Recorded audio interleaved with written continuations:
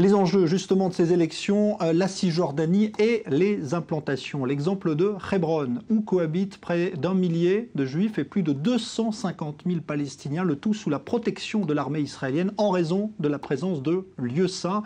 Une présence juive défendue coûte que coûte par le parti Beit HaYehudi. Reportage Maël Benoliel. Hébron, l'une des plus anciennes villes du Proche-Orient encore habitée, est au cœur du conflit israélo-palestinien depuis des décennies. Et c'est précisément ici que la députée Orit Strouk, membre du Foyer juif, parti politique nationaliste qui prône l'installation des Juifs en Cisjordanie, nous a donné rendez-vous. Cette Israélienne vit à Hébron depuis 32 ans avec son mari et ses 11 enfants. Elle tient à nous faire visiter cette ville de Cisjordanie où cohabitent tant bien que mal plus de 200 000 Palestiniens et environ 1000 Israéliens. Voilà la ville d'Hébron. De ce côté-ci, on peut voir le tombeau des patriarches. Et de ce côté-là, c'est la partie de la ville qui a été donnée à l'autorité palestinienne. Et en fait, seulement 3% de Hébron est accessible aux Juifs. Tout le reste, soit 97% de la ville que vous voyez ici devant vos yeux, est interdite d'accès aux Juifs. Au fil des siècles, la ville a connu des vagues successives de cohabitation entre minorités juives et majorités musulmanes. Mais dans le contexte du conflit israélo-palestinien, Hébron est depuis longtemps le théâtre de tensions religieuses et politiques. Des tensions qui requièrent la présence constante des forces de sécurité israéliennes.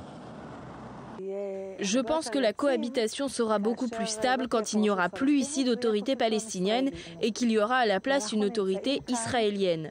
Nous nous trouvons ici grâce à notre force, mais surtout parce que nous sommes dans notre bon droit. Considérée comme l'une des villes les plus saintes du judaïsme, elle regorge de sites archéologiques majeurs de l'histoire religieuse. Site qu'a tenu à nous présenter Orit. Ces fouilles archéologiques ne nous ont rien appris de nouveau parce que tout est déjà écrit et connu. Mais cela renforce le fait que Hébron est une ville qui appartient au peuple d'Israël depuis des milliers d'années. C'est aussi ici que serait enterré le premier patriarche de la Bible, Abraham, et sa famille. C'est d'ailleurs depuis le caveau des patriarches que Orit Strouk fait sa prière tous les matins.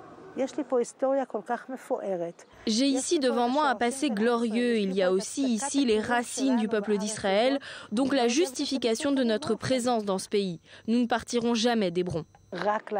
Nous sommes contre la solution de 2 pays pour 2 peuples. Tout d'abord parce qu'il n'y a aucun peuple à part le peuple juif qui a des droits sur cette terre. Et ensuite parce que nous avons vu ce qu'avaient donné les précédents retraits israéliens, uniquement du sang et des larmes.